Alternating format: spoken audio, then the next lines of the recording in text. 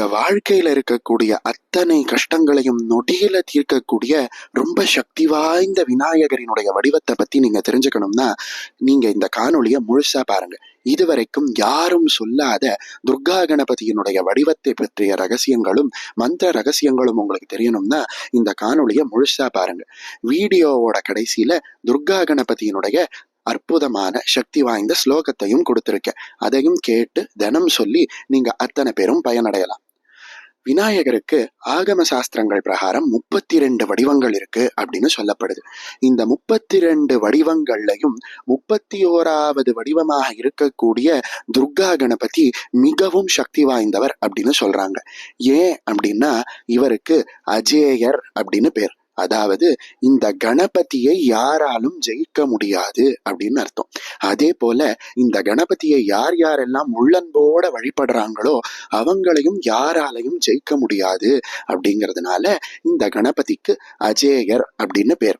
அது மட்டும் இல்லாம வழிபடக்கூடியவர்களை மற்றொருவரால் ஜெயிக்க முடியாத அளவுக்கு உயர்ந்த நிலையில் கொண்டு போய் வைக்கக்கூடியதுனாலையும் இந்த கணபதியினுடைய கையில ஒரு வெற்றி கொடியானது எப்பவுமே இருக்கு அப்படின்னு சொல்லப்படுது. இந்த கணபதியை வழிபடுவதனால வாழ்க்கையில இதுவரைக்கும் தீராத கஷ்டம், என்ன பண்ணினாலும் தீராத கஷ்டங்கள் ஏதாவது இருந்தா கூட நொடியில அந்த கஷ்டங்கள் எல்லாம் தீர்ந்து போயிடுறத பல பேர் அனுபவத்துல பார்த்திருக்காங்க. இந்த கணபதியை நாம வழிபட்டோம் அப்படின்னா போன ஜென்மத்துல நாம பண்ணின பாபங்கள் கூட நம்மளை விட்டு அகன்று விடுது அப்படின்னு சொல்றாங்க. கெட்ட கிரகங்களினுடைய பார்வை நம்ம மேல இருந்தது அப்படின்னா கூட இந்த கணபதியினுடைய அருளால அது நீங்கி விடுது. பில்லி, சூன்யம், ஏவல், பிசாசு இப்படின்னு எந்த துஷ்ட சக்திகள் இருந்தாலும் அந்த துஷ்ட சக்திகள் அத்தனையும் இந்த கணபதியினுடைய பெயரை கேட்ட மாத்திரத்துல ஓடி போயிடுது. அந்த அளவுக்கு மிகவும் சக்தி வாய்ந்த ஒரு கணபதி இந்த துர்கா கணபதி அப்படின்னு சொன்னா அது மிகையே கிடையாது. அந்த அளவுக்கு அந்த சக்தி வாய்ந்த கணபதியினுடைய வடிவம் எப்படி இருக்கு அப்படின்னு கேட்டான்னா 8 கரங்களோட மிக அற்புதமாக காட்சி கொடுக்கிறார் இந்த கணபதி. தப்த காஞ்சன சங்காசம் அப்படின்னு சொல்றா போல உருக்கின பொன்னை போல தக தக தக அப்படின்னு தேஜஸோட ஒளியோட மின்னக்கூடிய அற்புதமான வடிவமாக இந்த கணபதியினுடைய வடிவம் இருக்கு. அதே போல இவரோட 8 கரங்கள்ல ஒரு கரத்துல, அதாவது ஒரு கையில யானையினுடைய தந்தத்தை, அதாவது தன்னுடைய ஒற்றை தந்தத்தை தாங்குகிறார்.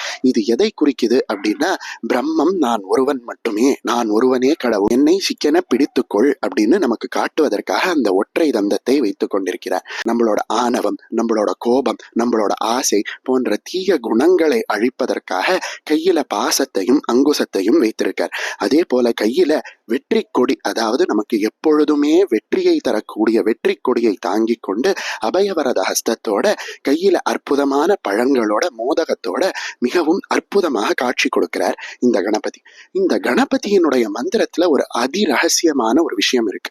நாம ஏற்கனவே பார்த்தா போல ஒரு மந்திரத்தை தனியா ஜபிக்கிறத விட பல சக்தி வாய்ந்த மந்திரத்தோட கூட்டு மந்திரமாக அதை நாம ஜபிக்கும் பொழுது அந்த மந்திரமானது மிகவும் சீக்கிரமாக நமக்கு பலன் தருது அப்படின்னு சொல்லப்படுது. இந்த கணபதியினுடைய மந்திரத்துல அம்பிகையினுடைய பிரணவம் அப்படின்னு சொல்லப்படக்கூடியதும் அம்பிகையினுடைய பீஜம் அப்படின்னு சொல்லப்படக்கூடியதும் வேதத்தில் அம்பிகைக்கு பீஜம் அப்படின்னு சொல்லப்பட்ட ஹ்ரீம் அப்படிங்கிற பீஜமானது சேர்க்கப்பட்டிருக்கு. அதுலயும் நம்மளை அரணாக இருந்து காக்கக்கூடிய துர்காதேவியினுடைய பீஜமான தும் அப்படிங்கிற பீஜமும் இந்த கணபதியினுடைய மந்திரத்துல கலக்கப்பட்டிருக்கு. இப்படி துர்காதேவியினுடைய பீஜமும் உலகத்துக்கே சக்தியாக இருக்கக்கூடிய புவனேஸ்வரியினுடைய பீஜமும் சேர்ந்த மிகவும் சக்தி வாய்ந்த மந்திரம் இந்த துர்கா கணபதியினுடைய மந்திரம் அப்படின்னு சொன்னா அது மிக இல்லை.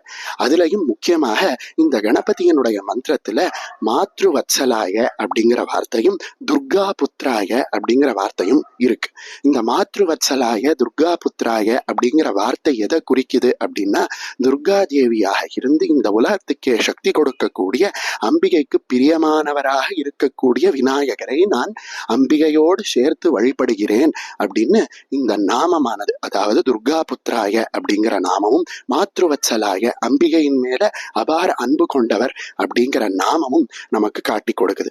இப்படி சக்தி வாய்ந்த இந்த துர்கா கணபதியை நாம வழிபட்டோம் அப்படின்னா வாழ்க்கையில இருக்கக்கூடிய அத்தனை கஷ்டங்களும் நொடியில் தீர்ந்து துர்கா கணபதியினுடைய அருளால மிகவும் உன்னதமான பலனை நாம் அடையலாம். இந்த துர்கா கணபதியை எப்படி வழிபடுவது அப்படின்னு கேட்டான்னா முக்கியமாக உத்திரட்டாதி நட்சத்திரத்து அன்னைக்கு இப்ப நான் சொல்லக்கூடிய ஸ்லோகத்தை முடிந்த அளவுக்கு சொல்லி துர்கா கணபதியை வழிபட்டோம் அப்படின்னா நம்ம வாழ்க்கையில இருக்கக்கூடிய அத்தனை கஷ்டங்களும் நொடியில தீர்ந்துடும் அப்படிங்கறதுல கொஞ்சம் கூட சந்தேகமே வேண்டாம்.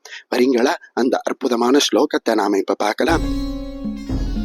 तप्त काञ्चन शङ्काशश्चाष्टहस्तो महत्तनुः दीप्ताङ्कुशं शरं चाक्षं दन्तु दक्षे वहन् करैः वामे पाशं कार्मुकं च लतां जम्बूदधत्करैः रक्तां शुकः सदा भूयात् दुर्गा गणपतिर्मुदे.